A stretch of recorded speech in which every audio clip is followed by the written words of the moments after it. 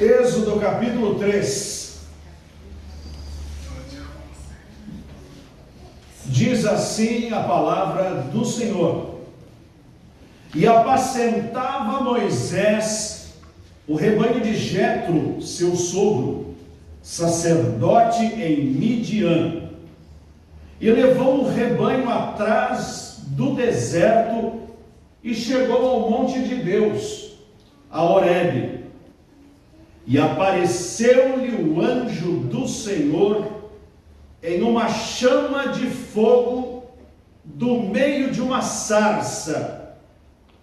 E olhou, e eis que a sarça ardia no fogo, e a sarça não se consumia.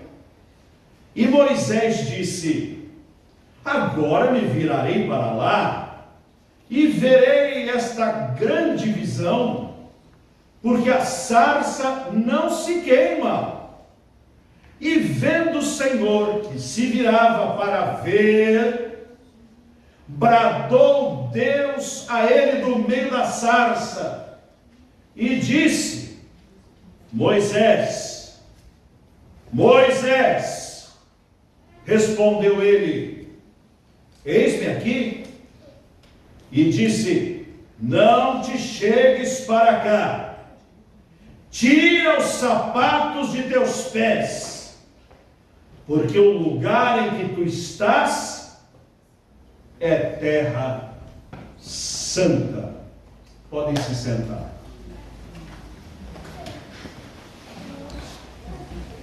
Ele não conhecia o Deus dos seus antepassados. Certamente conhecia a história dos seus antepassados e de que eles tinham um Deus único que se revelara ao seu ancestral, a Abraão, El Shaddai, e que tinha compromissos com este povo, dizendo que um dia se multiplicariam, cresceriam. Mas ele nunca tinha experimentado um encontro com Deus. Moisés estava longe do Egito, muito longe. Fugira depois de ter matado um egípcio para proteger um patrício, e descobriram e quiseram matá-lo. Ele fugiu e foi para estes lados de Midian, e ali contraiu núpcias, formou a sua família, tornou-se pastor de rebanho, de ovelhas, de cabras. E 40 anos se passaram, somados aos 40 que ele já tinha, era um octogenário que estava no campo a pastorear. Ele ainda não tinha uma experiência real com o Deus de seus pais, mas aos pés do Monte Horebe ele teve uma visão fantástica. Ele viu uma moita pegando fogo. Mas onde é que uma moita pegar fogo é um grande espetáculo, é um grande perigo. Mas ela é um grande espetáculo quando ela queima, queima, queima e não queima. Ela acendeu, ficou uma tocha, mas não derrete, não acaba, não passa para os outros lados. É algo diferente do que Moisés já tinha visto. Aquilo era um grande show, um grande espetáculo, era digno de uma visão bem de perto. Deixa ver este espetáculo, esta maravilha. E correu para a sarça. A sarça era um capim comum, era uma moita comum. Qualquer sarça servia, porque o que importava ali não era a sarça, mas era a presença de Deus a se manifestar para Moisés. E quando ele foi bem perto daquela moita a pegar fogo para ver o show, ele escutou a voz de Deus, que lhe conhecia, e disse: Moisés, Moisés. E ele: eis-me aqui. Então a voz disse: não venha até aqui, e tira as sandálias dos teus pés, porque o lugar onde estás é terra santa. Moisés teve um impacto nesse seu encontro inusitado com Baruch Raboshem, como bendito Deus Todo-Poderoso,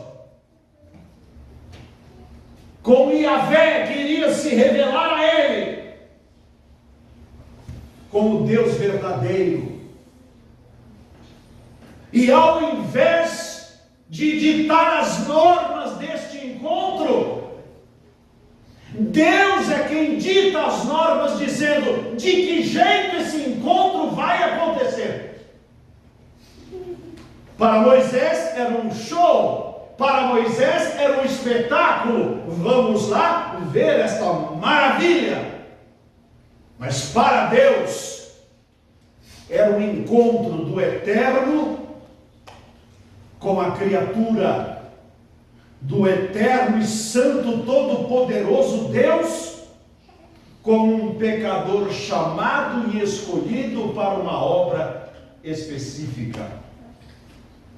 E esse encontro demandava que Moisés se portasse do jeito certo. Porque se não se portasse do jeito certo, aquilo que era para ser um encontro maravilhoso seria um desastre, porque Deus fulminaria a Moisés. Então Deus já deixa estabelecida a norma: Moisés, não se aproxime de mim e tire as sandálias dos teus pés. Primeiro que Moisés não era igual a Deus, então não adianta vir para conversar cabeça por cabeça, pessoa por pessoa, como que se fosse uma coisa de nenhum valor.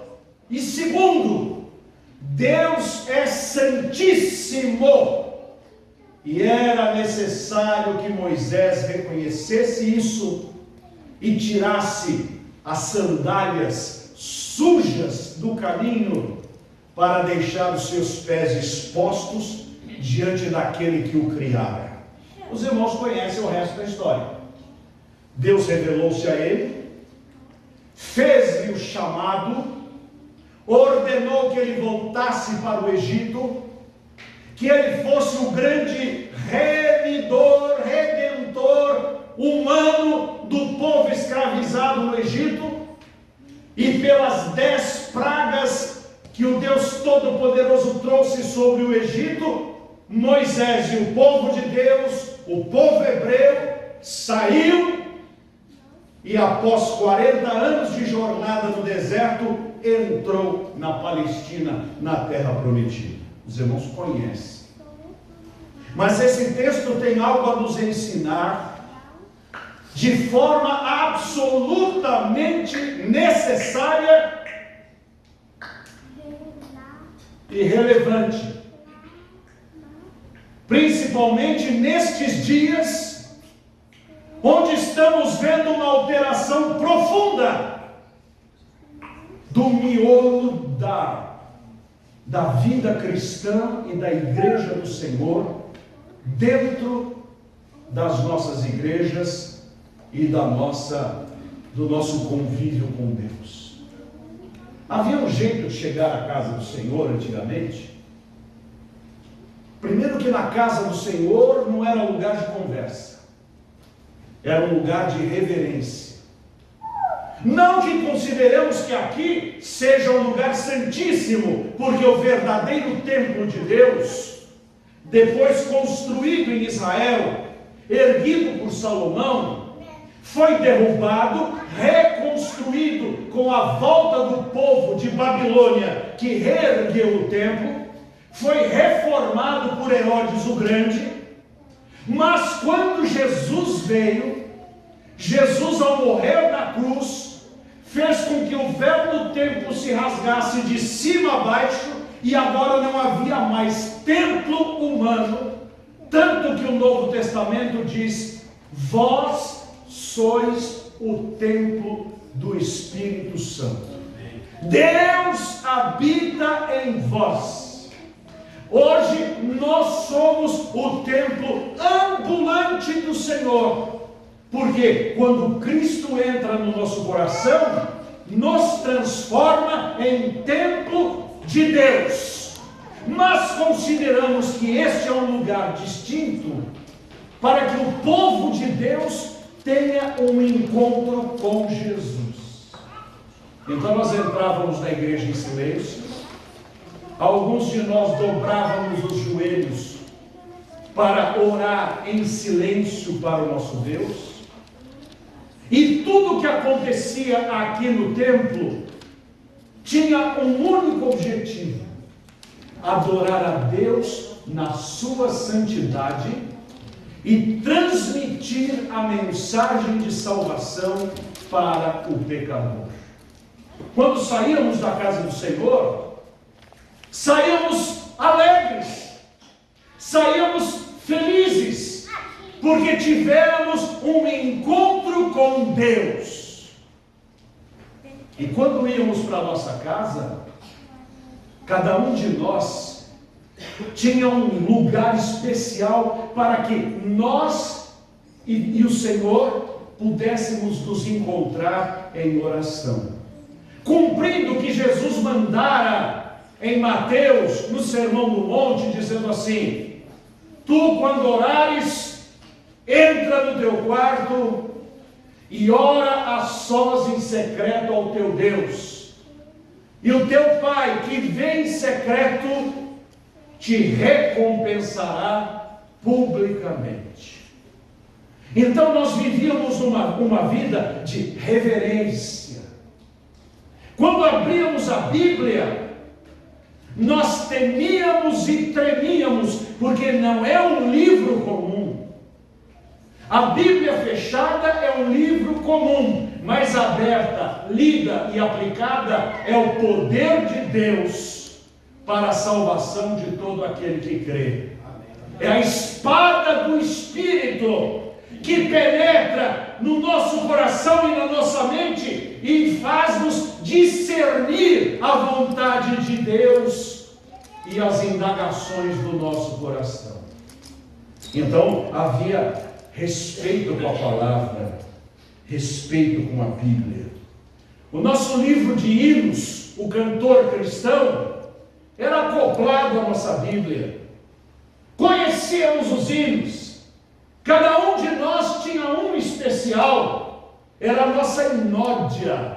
Hinos que vieram ao longo das décadas, ao longo do século, trazendo para nós a mensagem de Deus, composta por gente que experimentou de Deus no seu coração, de forma profunda e maravilhosa, que experimentou a graça no seu coração. Acredito que contei da outra vez sobre como foi preparado o hino Que Doce Voz Tem, Meu Senhor. Mas também conto aos irmãos que o templo da primeira igreja batista em Niterói estava com as suas madeiras colocadas, a sua ferragem instalada e pronto para receber a laje. Era um templo grande. Marcou-se para encher a laje no dia seguinte. À noite, os vândalos foram lá com coquetéis Molotov, tacaram fogo e aquilo ficou um incêndio, uma tragédia. Veio tudo abaixo. Chega o pastor com os irmãos Estamos falando aqui da década de 20, do século passado. Chega o pastor com os irmãos e olham aquilo, e o pastor então diz: temos por lutas passado, umas terríveis, cruéis, mas o Senhor tem livrado delas os seus servos fiéis. Força e poder nos tem dado, Ele nos tem sustentado, dando-nos sua mão vida de paz, perdão, salvação. Sim, Deus é por nós. Quem nos vencerá? Dar-nos-á poder real. Deus nos guardará, defender-nos-á, livrará do mal. Vamos, irmãos, cantar nosso Senhor, louvar, exaltar. Assim foi composto o hino 454 pelo pastor Manuel Avelino de Souza, testemunho dado pela sua filha na minha casa, contando-nos como surgiu esta maravilhosa mensagem de uma igreja que sofria, mas de uma igreja que experimentava a Deus. Os hinos eram assim para nós. Cada hino era composto com tinta e lágrimas. Cada melodia era composta por poesia e por experiência. E quando partilhávamos a nossa fé, nós não partilhávamos a fé como dando o nosso cartão de visitas do nosso trabalho. Qualquer coisa, você está precisando de um dentista, eu sou dentista, está aqui. Qualquer coisa, você está precisando de um cozinheiro, estou aqui. Limpeza, está aqui. Estou vendendo produtos de escritório, está aqui. E igreja está aqui. Não. Nós orávamos a Deus para partilhar o auxílio do alto com aqueles que careciam e que precisavam. E nós sabíamos que estávamos partilhando a palavra que teria poder para transformar os corações. Foi numa destas partilhas, no ano de 1980, que o pastor Timofei de Yaakov, faltando 2 meses para sair da igreja, porque aceitaram um convite, ele era pastor da Igreja Batista em Sumarezinho e iria para a Igreja Batista de Lins, no interior de São Paulo. Agora era a hora de arrumar as malas, arrumar as caixas, deixar tudo empacotado. Mas para ele, partilhar da palavra no bairro era a sua prioridade. Então, munido de um maço de folhetos, foi aos quarteirões continuar a rotina do seu trabalho, divulgando a palavra. Nesse dia eu cheguei do meu trabalho, eu, um menino de 14 anos, trabalho desde os 12, e vi aquele senhor coçando a cabeça no meio da rua.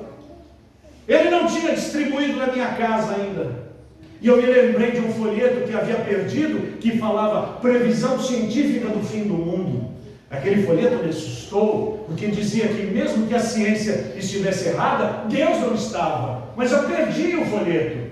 E eu pensei, talvez seja a minha chance de reencontrar aquela mensagem. E o pastor veio para distribuir exatamente no meu quarteirão.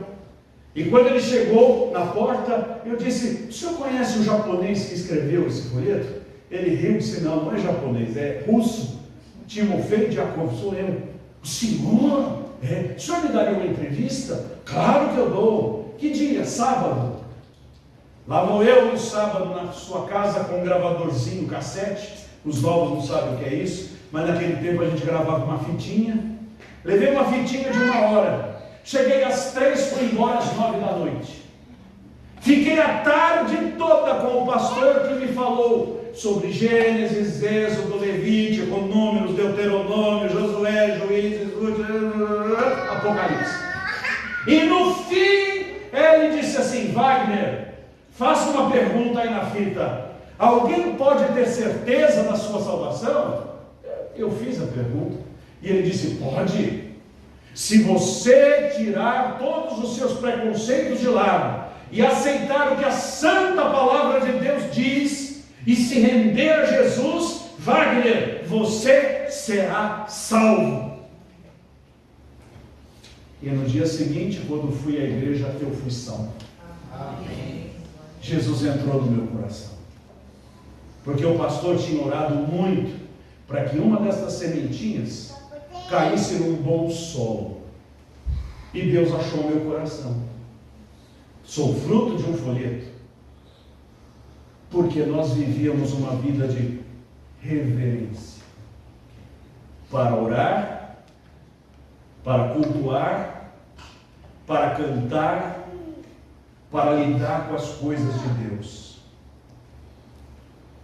Meus irmãos, parece que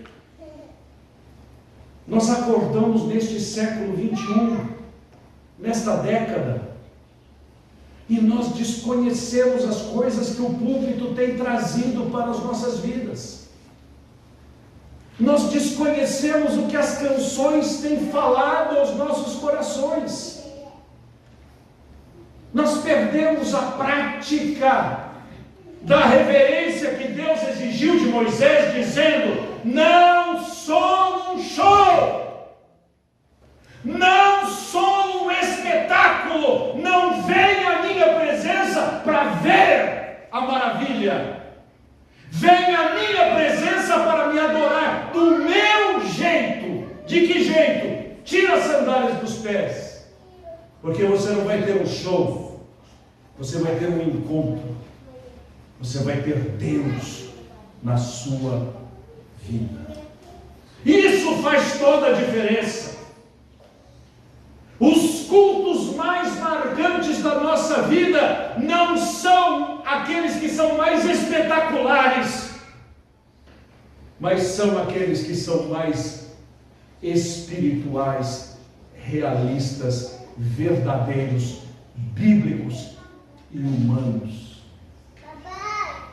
Lembro-me, e com isso eu estou chegando ao fim da mensagem, lembro-me que eu não podia participar da ceia do Senhor enquanto não fosse batizado. Mas eu estava no mês de março de 1980 sentado ao lado da presidente da mocidade. E o pastor foi abençoar a mesa, a ceia do Senhor. E enquanto ele orava, essa moça estava tão contrita, ela não dizia nada, mas um par de lágrimas desceu do seu rosto. E eu olhei para aquilo e disse: essa moça realmente está falando com Deus. Aí veio o pão, ela comeu. Aí o pastor falou sobre o cálice e foi orar. E ela ali, o rostinho vermelho, outra lágrima desceu. E eu disse assim: um dia eu quero sentir o que essa moça está sentindo. Eu quero ter a oportunidade de participar da ceia como esta moça está participando. Isso aconteceu há 45 anos. Essa moça não disse uma palavra, mas o exemplo e o testemunho dela calaram na minha vida durante toda a minha existência. Irmãos, Deus não é um show. Deus não é uma festa. Deus é uma pessoa. Deus é o Rei dos Reis, diante de quem nós nos prostramos, a quem nós pedimos perdão e suplicamos que nos aceite. Deus é quem santifica a nossa vida e que leva a sério cada oração que nós fazemos. Mas há muitos de nós que precisam ainda tirar as sandálias dos pés, porque ainda não tivemos o conhecimento de que a nossa vida com Deus é terra santa. O nosso tempo com Deus é terra santa.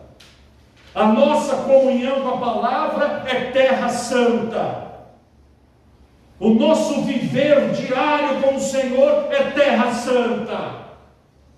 Tão santa quanto foi no 31 de dezembro para 1º de janeiro, num dos retiros que nossa igreja fez, onde todo mundo foi para o retiro, E era 00:30, todo mundo comendo alguma coisa, colocando tal, foi ver a piscina e tal, fulano sumiu. Onde está o fulano? E ninguém achava. Aí eu fui no alojamento onde estavam lá as beliches dos meninos, e o menino estava ali, ajoelhado na cama, com a sua Bíblia aberta, fazendo oração. Ele não dizia nada, mas para mim ele já tinha dito tudo. E eu disse: nem eu estou como esse menino está. E saí dali envergonhado. Eu disse: Deus, se eu não viver contigo, não vale a pena viver. Se a minha fé não for uma fé legítima e verdadeira, ela não vale. Me ajuda, Senhor, a ser como esse menino que está aí orando no seu leito, sem ninguém mandar. Você quer saber o seu nível de vida espiritual verdadeira? O que é que você faz quando não tem nada para fazer? Vai jogar PS4? Vai assistir vídeo de política? Vai ver as notícias dos esportes? Vai ficar vendo Instagram, Facebook e qualquer outra rede social? Será que passa pela nossa mente dizer: olha, eu estou sem agenda, estou sem pauta, eu vou orar. Eu estou meio sem agenda, sem pauta, eu vou ler a palavra. Eu estou meio sem agenda, sem pauta, eu vou falar de Jesus para alguém. Está na hora, Igreja do Castelo Forte, de nós termos um encontro com o Deus da sarça ardente, onde Moisés queria ver um show, mas Deus não deixou. Deus disse: você não veio aqui para fazer show ou para ver show, você veio aqui para falar comigo. Eu tenho uma tarefa para você. E como ele adorou direito, Deus usou a vida dele.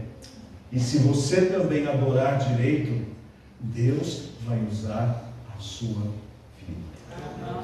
Eu queria pedir, se possível, para você abaixar a sua cabeça e que você falasse agora com Deus, sem ruído, sem música, sem apelo emocional, apenas você e Deus. Diga a Ele que você quer ter uma experiência verdadeira com Ele.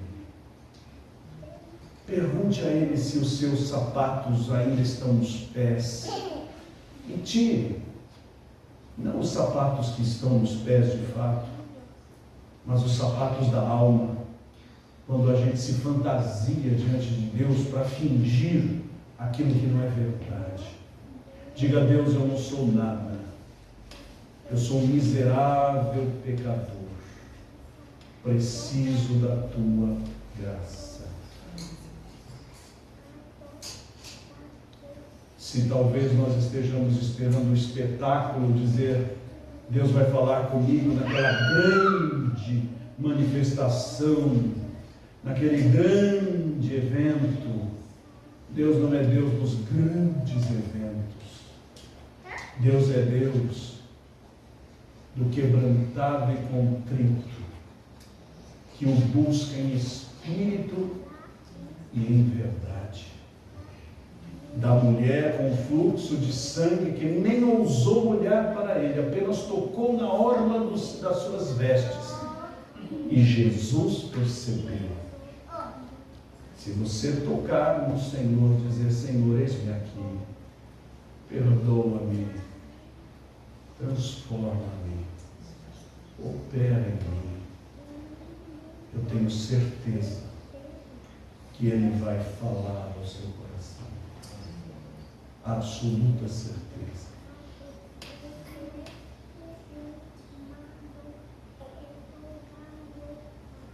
Pai de amor, gosto tanto de ti.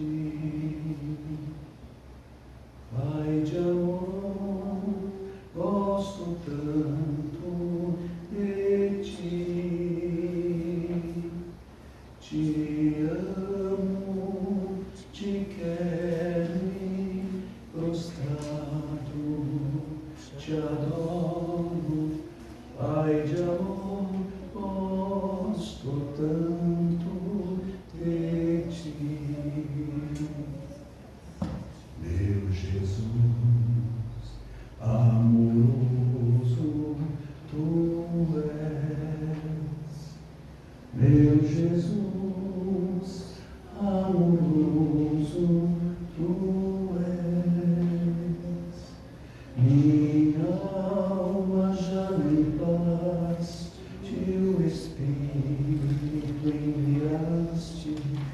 Meu Jesus amoroso, tu és. Santo Espírito Consolador, Santo Espírito Consolador, tu nos santificas e em nós sempre habitas, Santo Espírito Consolador. Ainda de cabeças baixas, eu gostaria que eu orasse para que a sua vida se transformasse numa vida real, num encontro vivo com o Deus vivo. Ninguém precisa orar, só eu preciso.